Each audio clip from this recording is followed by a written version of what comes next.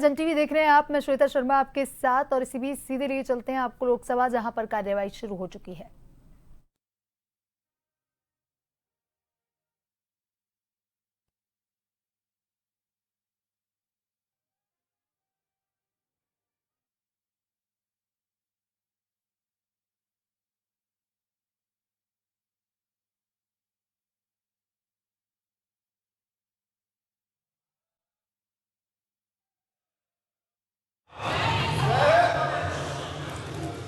माननीय सदस्यगण,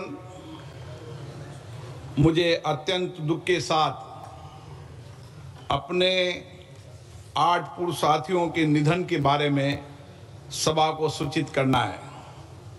श्री किशन कपूर हिमाचल प्रदेश के कांगड़ा संसदीय निर्वाचन क्षेत्र से 7वीं लोकसभा के सदस्य थे। उन्होंने ऊर्जा संबंधी संसदीय स्थायी समिति के सदस्य के रूप में अपनी सेवाएं दी। इससे पहले श्री कपूर 5 बार हिमाचल प्रदेश विधानसभा के सदस्य रहे। उन्होंने हिमाचल प्रदेश सरकार के मंत्री परिषद के सदस्य के रूप में भी अपनी सेवाएं दी। श्री किशन कपूर का निधन 1 फरवरी 2025 को 73 वर्ष की आयु में चंडीगढ़ में हुआ। श्री भगत राम पंजाब के फिलौर संसदीय निर्वाचन क्षेत्र से 6ठी लोकसभा के सदस्य थे। श्री भगत राम का निधन 30 मार्च 2025 को 82 वर्ष की आयु में कनाडा में हुआ। श्री कुमारी अनंतन तमिलनाडु के नागरकोल संसदीय निर्वाचन क्षेत्र से 6ठी लोकसभा के सदस्य थे। श्री अनंतन एक लेखक भी थे और उन्होंने तमिल भाषा में कई पुस्तकें, लेख और कविताएं लिखी। श्री कुमारी अनंतन का निधन 9 अप्रैल 2025 को 92 वर्ष की आयु में चेन्नई, तमिलनाडु में हुआ। डॉक्टर सुश्री गिरिजा व्यास राजस्थान के उदयपुर संसदीय क्षेत्र से 10वीं, 11वीं एवं 13वीं लोकसभा की सदस्य रही। वह राजस्थान के चित्तौड़ संसदीय क्षेत्र से 15वीं लोकसभा की सदस्य भी थी। डॉक्टर व्यास ने केंद्रीय मंत्री परिषद के रूप में आवास, शहरी तथा सूचना और प्रसारण मंत्रालय के रूप में भी अपनी सेवाएं दी।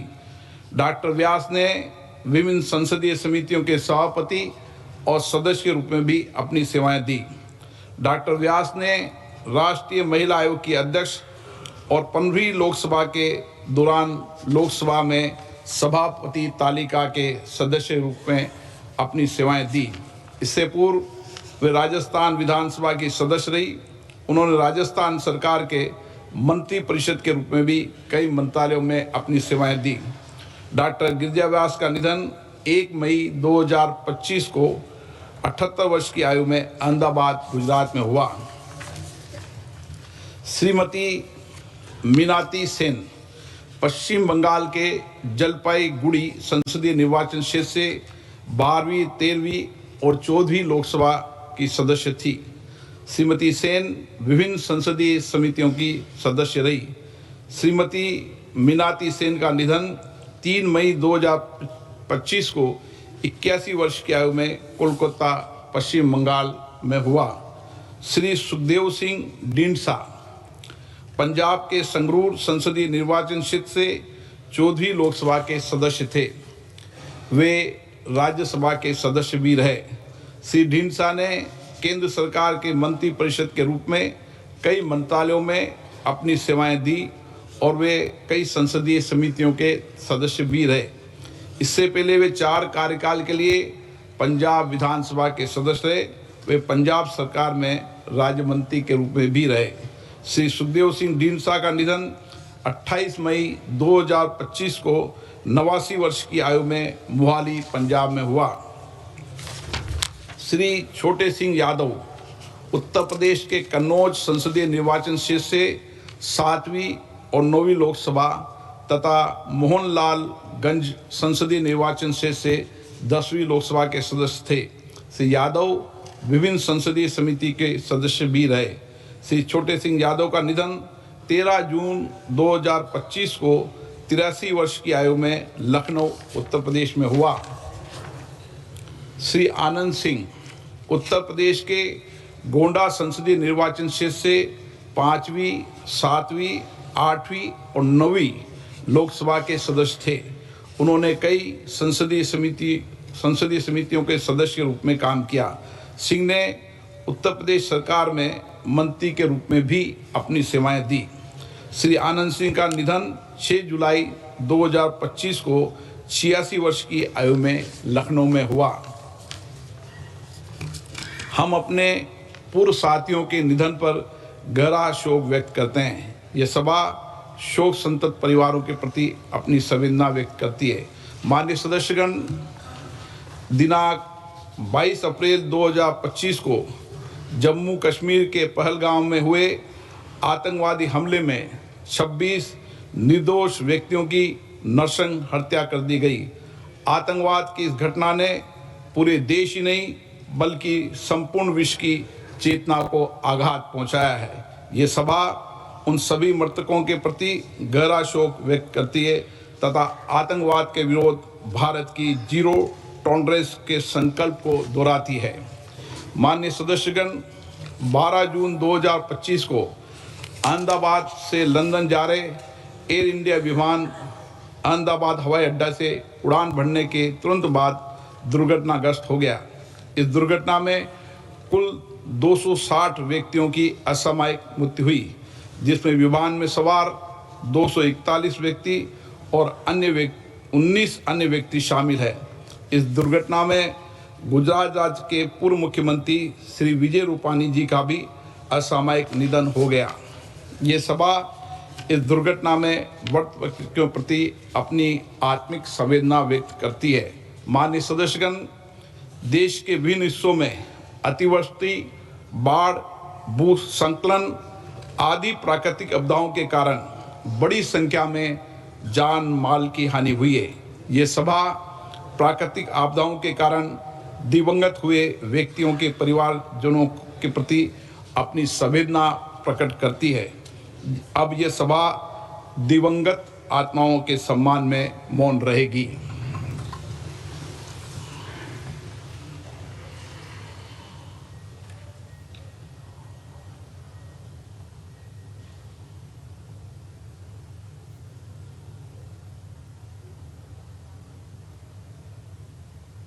ओम शांति।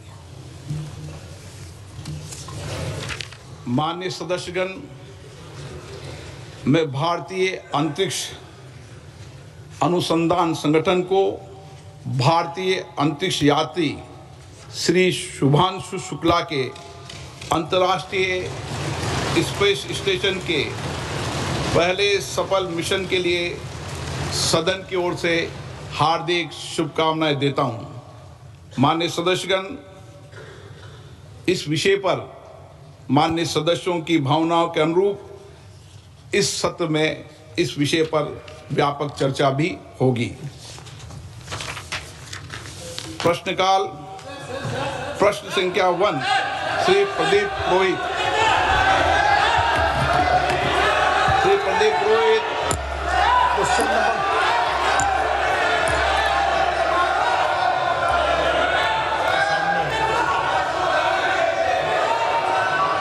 नंबर 1।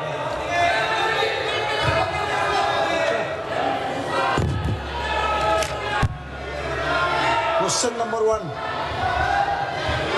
उत्तर सभा पटल पर रखा गया है।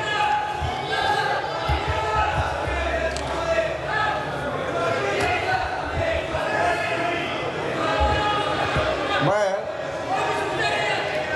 माननीय सदस्यगण, प्लीज अखिलेश जी इनको बिठाइए प्लीज। एक मिनट बैठिए, बैठिए प्लीज, सुनिए, बैठिए मणिकम जी, बैठिए। माननीय सदस्यगण, ये प्रश्नकाल है और मेरा आग्रह आपसे निवेदन है कि हमें संसदीय परंपराओं को उच्च कोटि बनाने का प्रयास करना चाहिए और प्लीज, और ये होना चाहिए कि सदन के प्रथम दिन सदन के अंदर व्यवधान पैदा होगा।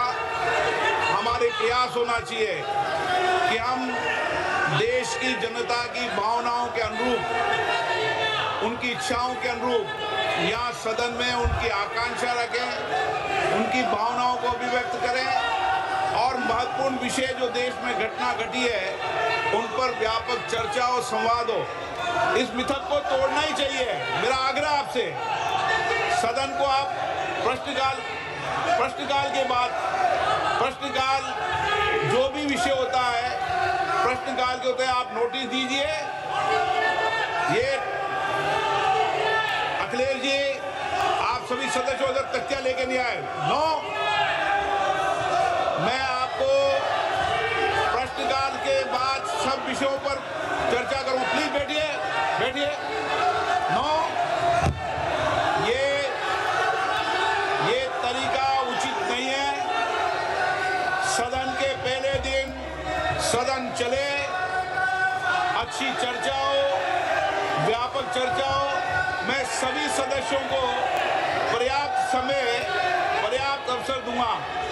सदन नियमों प्रक्रियाओं से चलता है। प्रश्नकाल के बाद प्लीज बैठिए। नो, प्रदीप पुरोहित जी।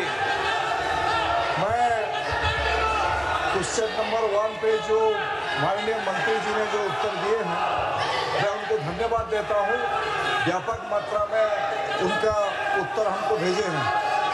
मैं मोदी जी को भी धन्यवाद देना चाहता हूँ, हमारा यशस्वी प्रधानमंत्री, इसलिए कि मोदी जी सबका साथ सबका विकास का जो नारा देके 2014 में देश चलाने की शुरुआत किए। कहीं भी कोई स्टेट में कोई भी सरकार हो, कोई भी गवर्नमेंट हो, उसका कोई मतलब मोदी जी नहीं रखते हैं। कोई भी 2014 से 2019 तक उड़ीसा में बिजू जनता दल का सरकार था।